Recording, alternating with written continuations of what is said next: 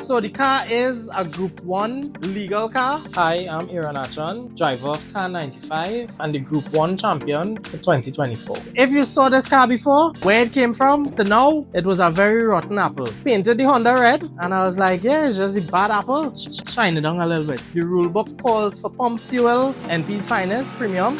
No modifications to the engine internals at all. How this left Honda's factory in 1995, that's how the engine is. We have a Haltech on the engine. To tune the engine, we have a gear kit in the gearbox, XZE clutch, stock flywheel, intake system is free. So we have a aftermarket carbon fiber because we love carbon fiber. The only upgrades we did for reliability is K20 coil pack. Brand new. Coil packs is allowed, still running power steering on the car, and we went with a full radiator, whereas these cars would have come with a half-size radiator. 5-gallon fuel cell in the car with a Bosch external fuel pump. The injectors, when we went to Ghana in 2019, we went into Group 2 because of the rule. We have 1000cc injectors in the car if ever we want to run ethanol. Since then to now, we have not retuned the car on ethanol, so the tune is completely off. The coilovers are Fortunato 500. That's where the money went in the car. We want to upgrade to 510s. Maybe when we move to Group 2 and we put a K20 in the car, spherical bearings right around from PCI, and we have a ASR rear bar in the back. The car was not lightened beyond scrapping out what we could, like the AC condenser, compressor and all of that, and the interior, but we did not cut the doors, we didn't cut the trunk or the bonnet in any way. The roll cage was done by Speedfab out of Tobago. Jason, big up yourself. The reason we did not lighten the chassis is to move into Group 2, we have to carry like 2,300 pounds. The car is weighing 2,300 pounds now with the 1600 engine. We actually add weight on the car to be legal for the class. We went in the warehouse,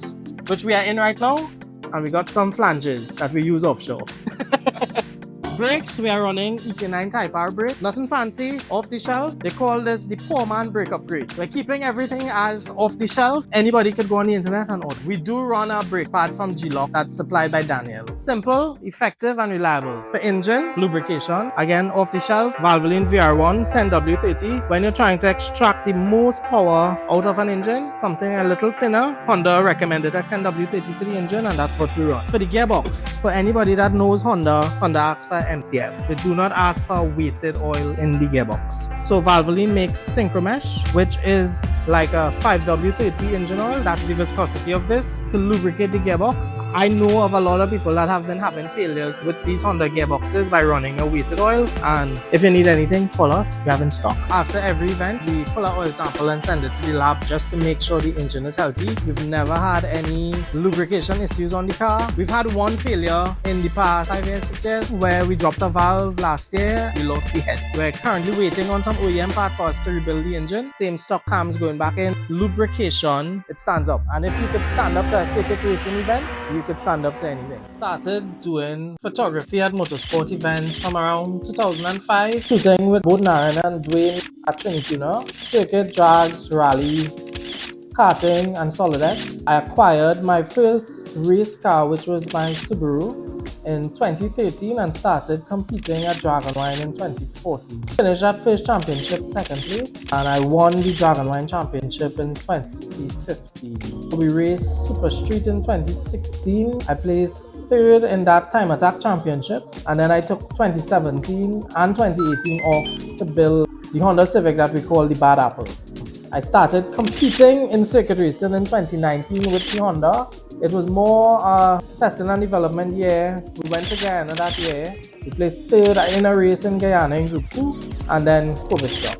Door to door, something new to me. You know, you look at all the guys from the outside and you think it's something easy to get into, but there's so much to learn. When you now start, you're very nervous not to get an accident, learning to brake with other guys next to you, that sort of stuff. During COVID, I believe we had like 2 track days, 2020 and one in 2021. We took the car out, did some testing, did some more development on it. 2022, we competed for that entire year. Unfortunately, I rolled the car at the last event for that year, which I think was a major major turning point for me. Getting back out there in 2023, getting back confidence that you would have lost. Ended the 2023 season with our first win in Group 1. I finished that championship in second place. I finished the Group 2 championship in second place as well. Brandon and Justin Sanguinet really pushed me that year. Brandon was literally on my bumper crossing the finish line. Into 2024, reliability stuff like changing timing belt and water pump. Some competitors put in K-Series gearbox in their car. We saw some other guys testing with some questionable fuel. So we went into the season wondering what times these guys are doing. On my lap time, I started seeing 46 seconds and I was like, yeah, I know where they catch it. Every race we started on pole. We finished every race in first place. They combined all the classes together in most of the races, Group 1 and Group 2. And if there were Group 3 guys, they combined us all together. Group 1 being the slower class, we started at the back of everybody. So I worked my way through the pack for every single race and collected the checkered flag at the end. I really enjoyed that. I hope they do it next year again. Fastest time to date with the car is a 46.3. I have to thank both Casey and Christian for their help, with some guidance from data that we have on the car. We started using an AIM solo tool to get GPS location of the car and make some changes with driving line, braking points. There is some more time in the car, which we hope we could bring out in the 2025